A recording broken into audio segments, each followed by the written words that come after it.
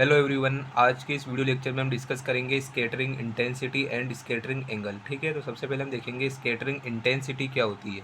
तो scattering intensity क्या होती है? The scattering intensity may be defined as the amount of radiation which scattered at any particular angle in per second. ठीक है, तब हमारे पास में क्या होता है कि जैसे ही हमारे पास में कोई क्रिस्टल होता है, उस पर अगर हम कोई रेडिएशन को डालते हैं, ठीक है, इंसिडेंट करते हैं, तो क्या होती है, डिफ्लेक्ट हो जाती है वेरियस एंगल पर। तो जो स्कैटरिंग इंटेंसिटी होती है वो होती है amount of radiation which scatter any particular angle in per second. तो यहाँ पे अगर हमारे पास में कोई जो वेव है वो स्कैटर हो रही है या फिर वो क्या हो रही है, डिफ्रैक्ट हो रही है, तो वो जो होगी किसी एंगल पे डिफ्रैक्ट होगी, तो उसकी जो अमाउंट होती है पर सेकंड में, उसको हम क्या कहते हैं, स्कैटरिंग इंटेंसिटी कहते हैं। ठीक है, तो scattering intensity is the square of the scattered amplitude. तो ये स्कैटरिंग इंटेंसिटी की वैल्यू क्या होती है, square of scattered amplitude, and it is depend on the number of electron. ठीक है, तो किस पे डिपेंड करती है, नंबर ऑफ इलेक्ट्रॉन पे।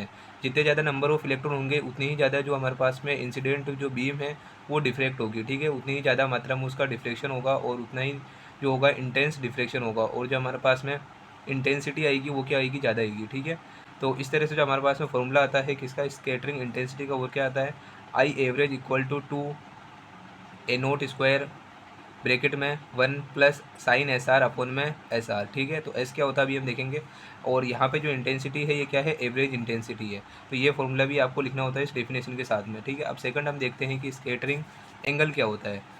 तो स्कैटरिंग एंगल क्या होता है, जैसे कि अभी हमने देखा था कि जो हमारे पास में इंसिडेंट बीम थी वो डिफ्रेक्ट करती या फिर स्कैटर होती है एट पर्टिकुलर एंगल, यानी कि जैसे आ रही थी इस डायरेक्शन में इस तरह से। ठीक है, और जो हमारा क्रिस्टल था उससे वो टकराई और टकराने के बाद में वो स्कैटर्ड हो गई। ठीक है, तो यहाँ से जो एंगल बन रहा है, ठीक है, ये थीटा, उसको ही हम क्या कहते हैं, स्कैटरिंग एंगल कहते हैं।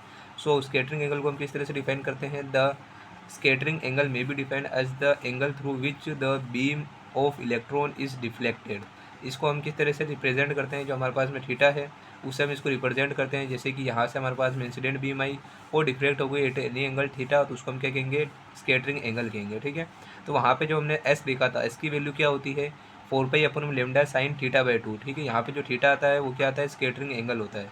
द एम्पलीट्यूड और intensity scattered by an atom decreases with increase in scattering angle. For complex molecule the resultant intensity is calculated by Wierl equation. तो यहाँ पे क्या होता है कि एम्पलीट्यूड या फिर इंटेंसिटी हम कह सकते हैं, स्कैटर्ड जो हमारे पास में बीम आ रही है उसकी, वो क्या होती है, डिक्रीज़ करती है जैसे जैसे हम क्या करते हैं, स्कैटरिंग एंगल को इंक्रीज़ करते हैं। ठीक है, और अगर हमारे पास में कोई कॉम्प्लेक्स मोलिक्यूल होता है तो उसके लिए जो हम रिजल्टेंट इंटेंसिटी होती है उसको हम कैलकुलेट करते हैं वायरल इक्वेशन से। अभी जो हमने देखा था वो आई एवरेज वाला फॉर्मूला, वो तो जो हमारे पास में सिंपल मोलिक्यूल्स थे उनसे उनके लिए जो है इंटेंसिटी कैलकुलेट कर सकते हैं। लेकिन अगर हमारे पास में क्या आते हैं, कॉम्प्लेक्स मोलिक्यूल आते हैं, तो रिजल्टेंट इंटेंसिटी हम वीरल इक्वेशन से कैलकुलेट करते हैं। ठीक है, आई होप कि आपको समझ में आया होगा कि स्कैटरिंग इंटेंसिटी क्या होती है और स्कैटरिंग एंगल क्या होता है। तो अगर आपको वीडियो हेल्पफुल लगा है तो वीडियो को लाइक करें और हमारे चैनल को सब्सक्राइब करें। Thanks for watching.